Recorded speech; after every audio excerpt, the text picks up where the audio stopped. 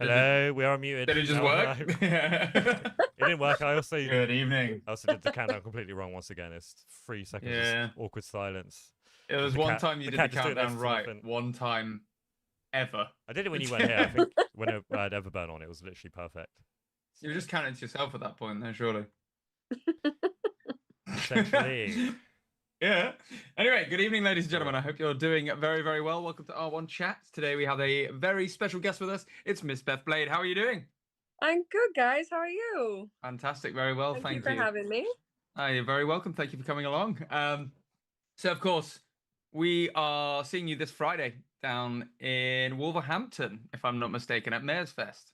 You are indeed. Excuse me, the cat has decided to come and join. She's Fully been asleep reasonable. all day, and now she's like, "Ooh, what's going on?" Yes, Oh, bless. very much looking forward to it. I heard that it's sold out, so it's going to be rammed. Fantastic. And it's likely, given the uptick in the weather, it's going to be very, very hot. Nice. And our fan is currently in Oxford or Cambridge. Do you remember which, Callum? I have one. With the spare one, I have backup fan. Bring it. Have Must you bring the guys fan. played at the GIF before? We've played once there before, yeah. So in winter, it's the coldest of the cold, and in summer, it's the hottest of the hot. There's no Nice. in between. Luckily, we're in between right now. We're in the in between now. We Oh, are I don't vaguely in know. between. Brightest light ever. Oh, there we go. Yeah, no, absolutely awesome. So I assume you've played, obviously, the Gifford a few times then.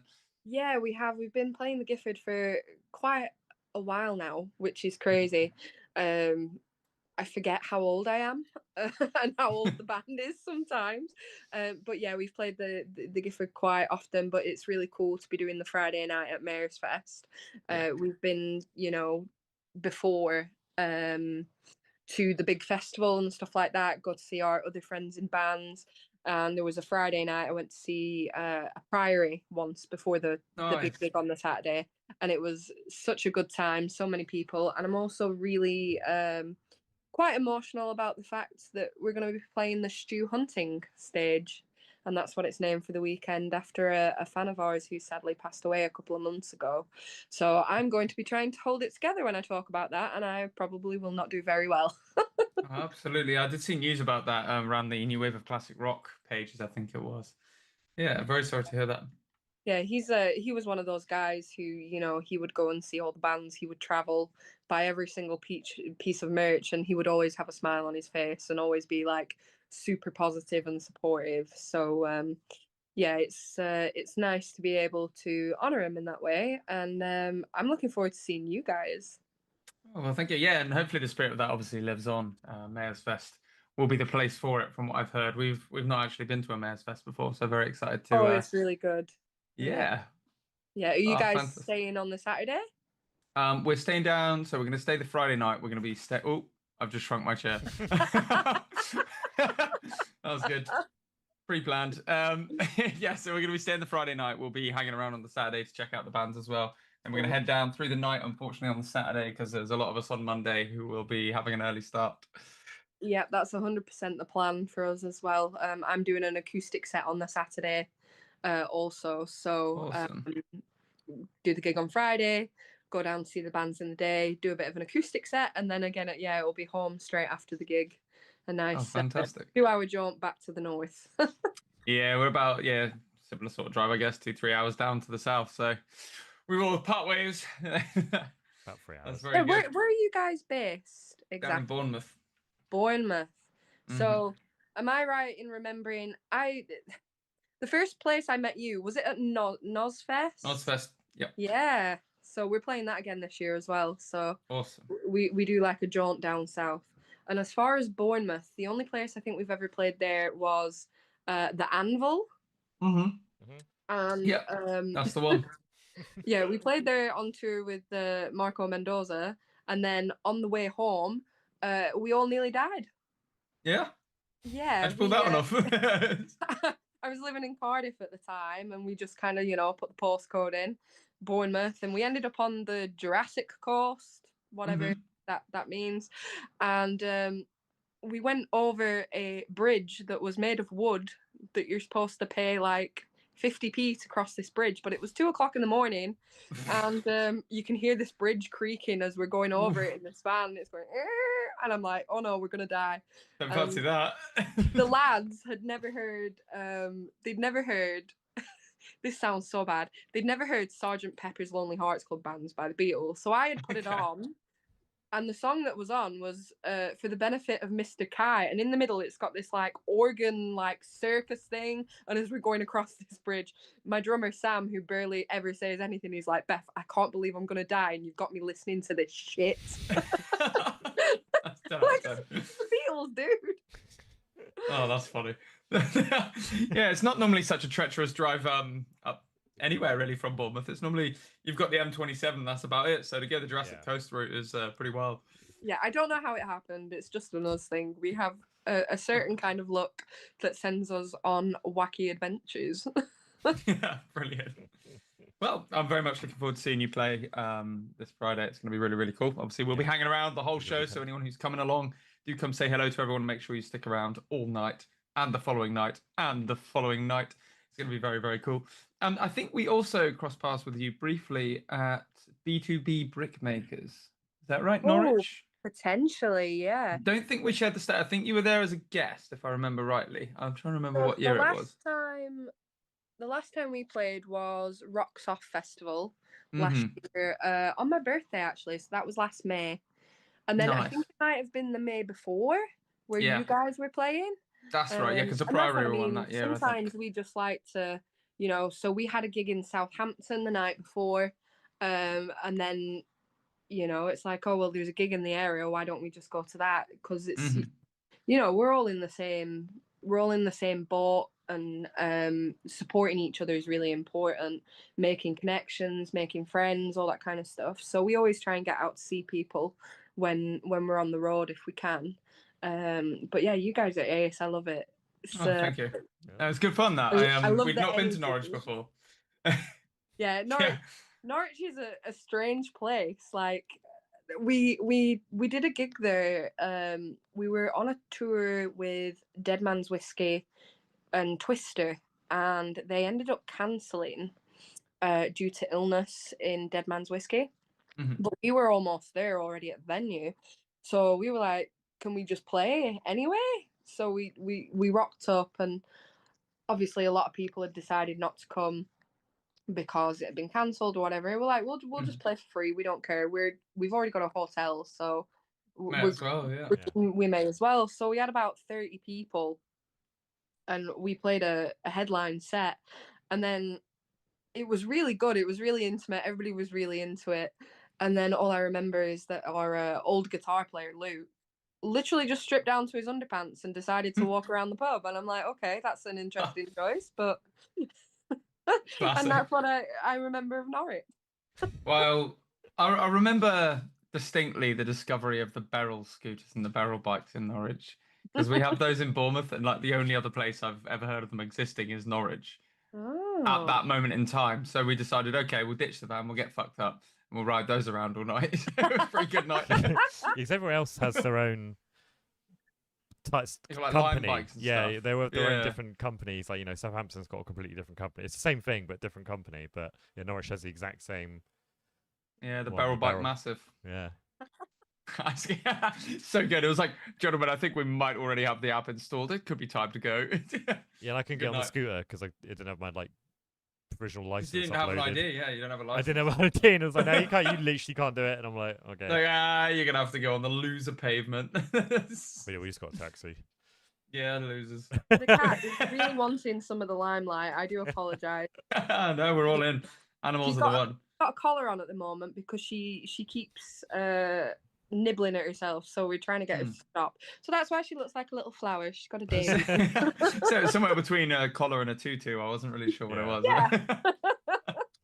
Or lost a pillow fight. What have you guys got going on at the moment, other than obviously you've got Mayor's Fest? Have you released any new music, or we've got lots happening at the minute? So we've released a tour poster yesterday, so we're going to do a tour. Nice. This is the first of two planned this year, so that's sort of leading up to Made of Stone Festival. We're going to end it there and get really fucked up. So we played there last year, and it was absolutely fantastic. Great place, great team. Nice. We had a whale of a time. We were only supposed to do an acoustic set, like the VIP stage, and a band dropped out on the Sunday. So they were like, "Do you want to play?" And we're like, "We don't have any gear with us whatsoever. We've only got acoustic stuff." So we ended up borrowing Gorilla Riot's like heads and breakables and all that kind of stuff, guitars, and just rocked up and did a set with no rehearsal.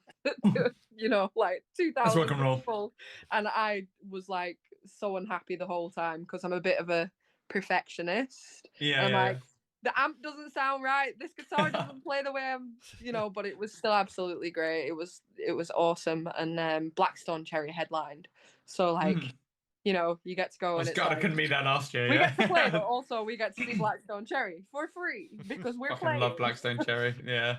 Oh, they're so good. I obviously seeing them at a festival is awesome. I saw them once at a venue in Manchester called Rebellion, and it's like a 500 cap venue. Oh, nice. We've been recommended Rebellion a few times, haven't we, Callum? I think I was chatting to John Robb, I think it was, about that. Yeah, I need to get up there. Yeah, it's a really good Manchester venue there, and there's a place called Lionsgate, which is really cool. And then kind of like on the outside, there's the Whittles in Oldham, and like SOS Festival is based out of there. And yeah, there's some great venues in Manchester. You guys need to get up north. We do. That is the aim. I mean, so we sort of started on it last year. Katie of Hellfire got us in with Gianni, so we did a tour with them in the Midlands and North, and that was our first venture sort of that far up. Because really we sort of worked on the southwest quite a bit. Yeah. I booked all the shows down here for us, and hopefully we're aiming to push that up further and further, Midlands North. We did manage to get to Bathgate in Scotland. We want to get back up there as soon as. Oh God, the Dreadnought. Love that venue. Yeah. They looked after us really well. I really enjoyed it there. Do you know where's really cool? There is a place called Newton Stewart, and it's kind of like between Edinburgh and Glasgow, almost more on the west side. And it's called the Vault Arts Centre. The Vault, that's cool. And you know what? The first time we went there, we were kind of like, this is in the middle of nowhere. What the hell is going on? Is anyone even gonna fucking show up? Like, whatever. A touring, isn't it? And it was absolutely rammed. And now every time we play there, honestly, the people are so killer.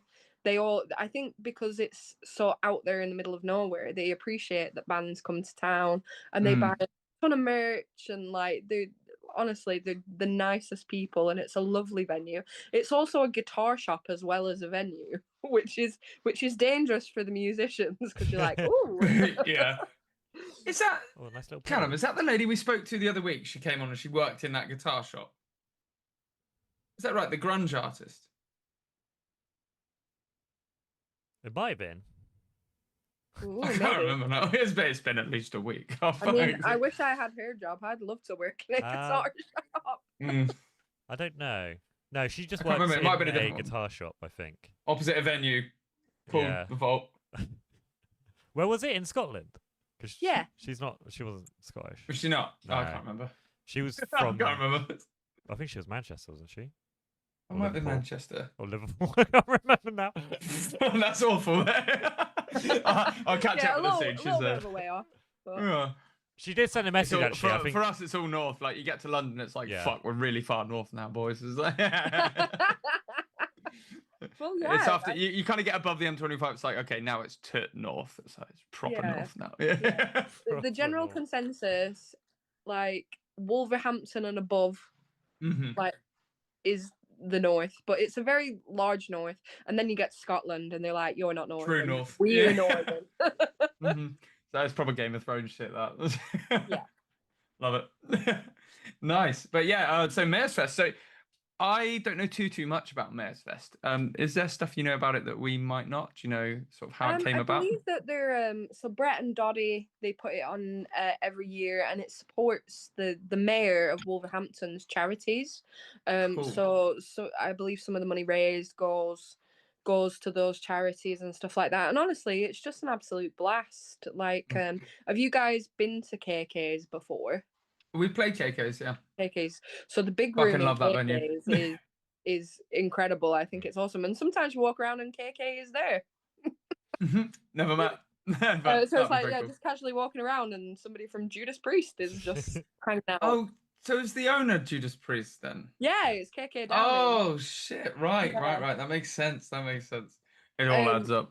But yeah, the guys who book the Mayor's Fest, Doddy and Brett, you know, they're great guys, and they do a lot for the local music scene.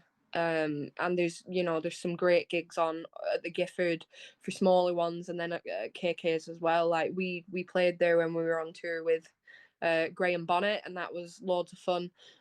We've also played on that big main stage there at KK's. That's the when we best were stage we've doing- been on, I think. It's Yeah, my favorite one. So I big. have a funny story about that. So we were playing. Richard Brinley does New Wave of Classic Rock Fest, which happens in September. So we played it, and nobody told us that there was going to be pyro. I didn't shit. know. Anyway, so I'm giving it all that at the front of the stage, and then all of a sudden, whoosh, and I'm like, oh my god! I was like, oh, my hair isn't on fire, thank God. Shit. But yeah, I like small intimate gigs, definitely. They're my favourite, but I also like to run around because I'm a bit of a prat like that. I like to be silly and try and get as far as I can go. Damn right, you get now- all your steps in on stage, don't you? It's nice. Yeah, do you know what? I've thought about that. I've never done it. Like, so I don't have like a stepometer watch or something. I just generally use my phone. But I'm like, I really should get one and see what a workout a gig is. Honestly, I've heard some records say that like being a professional musician, especially drummers and singers, you burn more calories than a football player. Wow. Well, I can see it for drummers, definitely. Their cardio has got to be amazing. But this is gonna sound so like off topic. But like when it's dark as a woman, you don't like really walking outside. So I got myself like a walking pad. So like if it's finish work late, can still get your steps in kind of thing. And what I've been doing is I've been doing it to like different concerts. Right, okay. So like Kiss concerts on YouTube, and you kind of like walk in the beat of the music. So I've done Kiss, I've done Hailstorm, and then I tried to do the Taylor Swift Eras tour, right, which is 3.5 hours. Yep. Straight. So I looked afterwards, and it was 9 miles. Fucking hell. And That's a long, like jogging. that's a long walk. I got to the end of it and I stepped off the walking pad and my legs were just like jelly. I was like, oh, this was a bad idea. That's pretty rough. Like, yeah, but a long one. I think when people are doing these big shows and they're playing for like 2 hours, you know, it can be grafting and it's a hard slog, but you don't realize it at the time because of the adrenaline and you're having so much fun. That's it. I found we built these little stage box things that we use now. Like they're kind of like ego risers that we store our merch in, little grids on it and stuff. Cool. Get some lights in it at some point. Economical. Honestly, yeah, it's Tetris in the back of our van. I've got like a small wheelbase Vivaro, so it's fucking Tetris. We get the full headline set in there and everything now. It's nuts. Wow, that's awesome. So we built these things with these little grids on it, and it's probably about that of a step up. It's not massive, but fuck off. Like at the end of a set, you're like, oh, my legs. It's horrible. Like you get jelly leg and everything. It's ridiculous. Yeah, see, we've thought about getting those, and I'm just like, I am so clumsy. I'm gonna fall off one. Honestly, you don't realize how many times we've like stumbled into them and shit. Yeah, you don't realize how not level stages are until you're like on top of a box where they're always like just slightly off, or it's like an XLR cable snuck underneath it, or something. On that note, I learned something today from a colleague at work. He told me, I think it's the Newcastle football pitch. It's got like a 2-meter rise in it, so one end of the pitch is 2 meters higher than the other. What? How'd you fuck that up? How is that legal in football? You know, football fans tend to whinge about a lot of things. Yeah. How do they get away with that? Well, that's absolutely mental. Unfortunately, I'm a Blackburn Rovers fan, and if it rains, like our pitch floods. We've had 2 games called off because it was raining too much. Bloody hell. Just water polo it. Yeah. Be all right. Nice. We're not. There's loads of sand under it. I don't know what that's about. Mad. But yeah, that was a fun little fact of the day. So everybody learned something today. I'm gonna have to look that up now. It's like a 2-meter rise. Like, can you imagine that? There's got to be a reason for it. Yeah. shit contractors. Yeah. Yeah. Some cowboys. Cowboys. Yeah, bring the cowboys in, boys. Do it on the cheap. Yeah. Yeah. Except not. It's incredible, though, isn't Probably it? still not even But cheap. yeah, we've had a few stages of that kind of. Yeah, there's one at the Globe in Glossop, and it's kind of like it's a tall stage, but when you're on it, you can feel it kind of going like this, and I'm like, Spring-loaded. knowing my luck, I'm gonna go through it. I've had one of those experiences. There was a place near us called Champions that shut down ages ago. When I was about 15, doing one of my first ever shows ever, musically anything ever. And yeah, my foot went straight through the fucking stage. It was really hurt. Oh But the place was no. shutting down, so I was like, oh, whatever. Well, I mean that makes sense. I I did think it was going to be like that when we played with Ward 16. Oh, The whole time I just yeah. envisioned just everything dominoing over. It would be like, Oh my god, all yeah, this that was stuff, such a. all We that had a wooden really cage. good show the other day. Ward 16, phenomenal. Yeah. If you haven't seen Oh, them on the yeah, road, they're great fucking band. awesome. Yeah, And Sweethearts as well. Yeah. really well. Like we had them on the. Is he the guitarist? He is, isn't he? Yeah, it was a guitarist we had, yeah. Yeah, Yeah. he's such a lovely guy, lovely, like really willing to help out and give advice. The and stuff. Really loved Doctor. it. Yeah, exactly. Yeah, now I've seen him in like basically chained up and in nipple clamps and all sorts of stuff, and I'm like, I feel different now. There's Hulk cut out. Yeah, I've seen that guy get stabbed and murdered a few times. There's a picture of when we played Love Rocks with them, and we were all camping in the same area, and they'd got all the props out and stuff like that. So we were like, oh, we need to do a picture. So it was like Ward 16 attacks Beth Blade and the Beautiful Disasters, and I'm in the electric chair like, Brilliant. and they're like knives to throats and stuff like that. It was really, yeah, they're really cool guys. Fucking awesome, guys. The Anvil is where we played with them the other day. Oh, so if you remember that room. Yeah, So yeah, there was genuine fear that at any given point a prop would come cascading down from any given angle. It was really good. Yeah, like, whose guts keep you are on your these? toes. Are these my guts or are these some little prop guts? Oh, so good. I really enjoyed that show. They were really, really fun to work with. Yeah, really good guys. Yeah. Well, so what have you got going on at the moment then? Have you been on tour much? Have you been doing many shows? So we're just coming back from a little break. So we released an album in September of last year, which was kind of a different project for us because it was an album, but it wasn't an album. We kind of did like a split album. So each side had its own kind of like theme and vibe. So half of it was like nice summery rock and roll kind of stuff, and then the other half was my depressed ass talking for like 6 songs. Perfect. I started off writing it and it was all good, and then life just happens and it just went seasonal. I was like, I don't know how these songs are gonna exist on the same record because, like, you know, they do not go at all. And then I remember seeing that meme, you know, the houses where there's a house where it's like all black and totally goth, and the house next to it is like bright pink. Yeah. I was like, oh, maybe that's how we do it. It was like two sides of the same coin thing. So we released that, and then we did like a little headline tour all around the UK. And then that went into December pretty much, so from October all through to December. And then we were like, we're gonna have a little break now because I'd been packaging vinyls and CDs constantly for like 2 months. Yeah, so we took a little bit of a break, and now we're back at it and starting to write new tunes and stuff. So awesome. Which will probably happen over the summer. We're kind of mostly doing festivals with some headline dates thrown in there. And then we'll get back into the studio probably at the beginning of next year. So we got some similar plans then, yeah. Yeah. Nice. I mean, it always kind of goes in the in the same kind of cycle. Like, I don't know what you guys think about this whole obviously there's the changing of the times and technology and all that kind of stuff.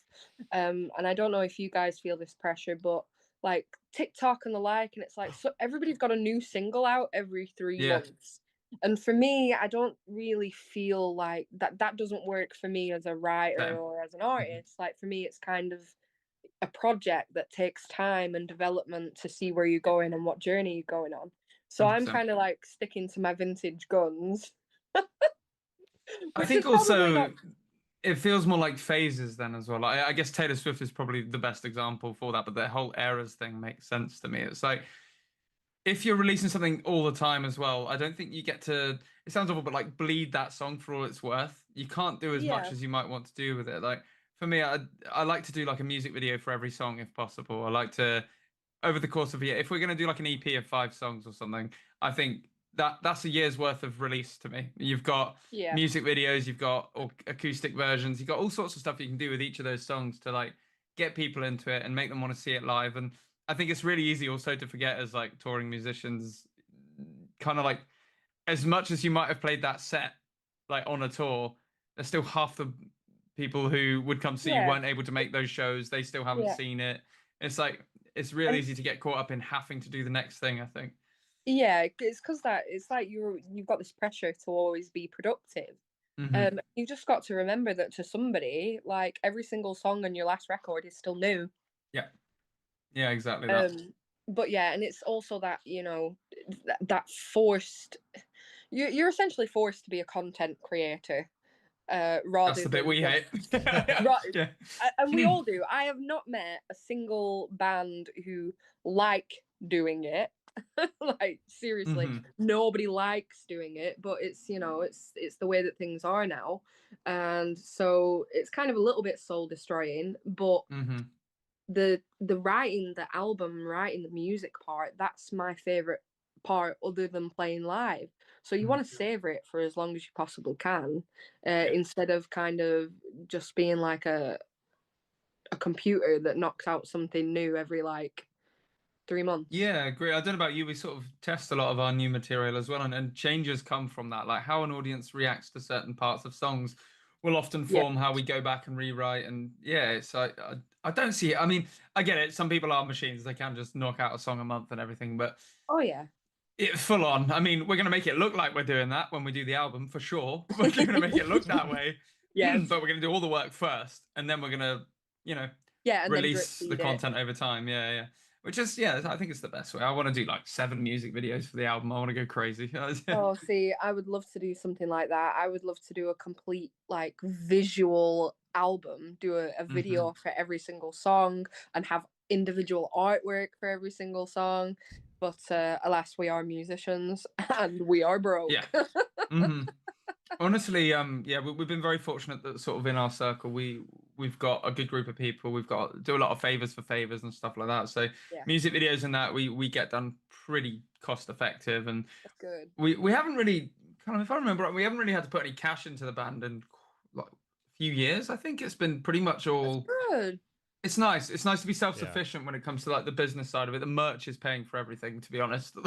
Yeah, we Once we kind of got run that it on a initial, the initial 500 quid or whatever it was to get the initial merch in, that's since then half back into merch, half towards projects. So yeah, I just mean can't like take a we do wage. the yeah, we do the same thing. Anything that we earn from merch or gigging or anything like that, it goes all back into the band. It's just like complete reinvestment.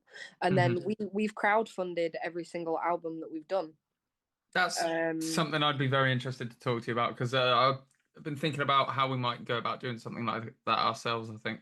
yeah, honestly, so I did a degree in music and wrote my dissertation on the future of funding in the music industry. Hmm. And this was coming up, oh God, how old am I? Coming up 10 years ago now when I did this, and Hmm. it's the prediction of the fact that major labels at some point they're not going to be required, apart Hmm. from you huge rock like pop stars and rock stars and whatever, Yeah. because the internet has allowed us go directly to fan. So why are you going to give somebody a cut of the pie when the pie can be split between you and your fans? Yeah. It's like a reciprocal relationship. And people say like bands are DIY and stuff, but you're not DIY because you're not doing it yourself, you're doing it together with your fan base. And Hmm. ultimately you just have to get to a point where people want to invest in you and your career, and they Yeah. would rather it go directly to you than Amazon taking their 10% cut, or another website hosting you, or something like that. If you can do it yourself, it's absolutely fantastic. And we've been really lucky. So like every time that we've done it, like how much we've been able to earn has increased as your fan base increases, and that allows you to do bigger and better projects and bigger and better things. We've been super lucky that the guy who records our albums, a guy called Nick Bryan, he was based out of Rockfield Studios in Wales, and that's where him, Queen, Rush, Black Sabbath, Oasis, the Stone Roses, they've all worked in the same studios, and Nick has worked with them at certain points and stuff like that. And he is a champion of young bands and trying to foster their careers and stuff like that. And he has like a payment plan for recordings, so you can pay as you go, rather than having to pay all in like one lump sum. And that makes it easier for artists to be able to do stuff like that. And what was the studio name there, sorry? So that was Rockfield Studios.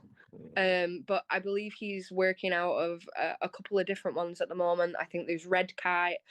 He moved to Spain with his family. So when we did our last album, we did half of it in Spain, in Alicante, which was amazing because that recording studio had a pool. Nice.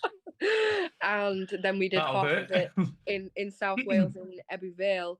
And it's all about what we as creatives, musicians, videographers, all that kind of stuff, working together to help each other to make this scene and this world.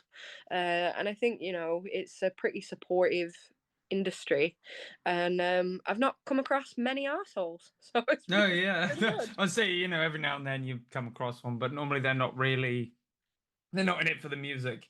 They're normally the business types, I think. No, in my experience, it's always people on the bottom, absolutely lovely. People way at the top, absolutely lovely. It's the people kind of in the middle who are like maybe on the way to superstardom. Yeah. I've seen a few of them for sure. But I can't keep my mouth shut, so it's just... It's way more fun that way, though, isn't it? Yeah. People don't really want to work with you more if you're more of an asshole a lot of the time. No, they're not going to invite you back on tour, or be like, tell people don't work with it's detrimental. Yeah, don't work with them. I was saying to somebody the other day, particularly in rock music, it's a small community and everybody knows each other. Even when you get to the big leagues, it's still such a small contingent of people actually working. And if you can't get away with being Axl Rose, you can't do it. Like, who would want to? But if you make it hard for other people to do the jobs, then why is anybody gonna bother with you? You should always be humble. And as far as I'm concerned, the only place where there should be ego is on the stage. Yeah. Agreed. Absolutely. Yeah, 100%. On stage, you're a character or a dramatization of yourself or whatever, but like off stage, remember, you got to remember you're human, haven't you? Yeah, if you're playing a character and you're going kayfabe, like wrestling kind of thing, you're going to stay in character. Fair enough for your interviews and stuff like that, but you should be treating all of the crew at venues and your promoters, and especially your fans, you should not be, because they're the people who put you where you are and give you the opportunities. So why are you gonna run around being like, oh yeah, I'm a rock star, get me 5 wet towels now? Oh god, yeah. Like, no, I had no idea towels were such a thing in the music industry until I listened to that. What was it? Two promoters, one pod, right? They talked about towels at festivals. I've never heard anything like it. It's unbelievable. Oh god. We do have less How than a many minute. tens of thousands of towels go missing a year just in one industry? Take it, like in the hotels. Just one more towel. Yeah. We do also have 1 minute left. Less than a minute. Probably 30 Less than a seconds. minute. Shit, we better call. wrap this shit. Okay, I'll wrap it up. Beth, it's been an absolute pleasure. We can't wait to see you this Friday at Mayor's Fest. Ladies and gentlemen, it's sold out, so fuck you. But if you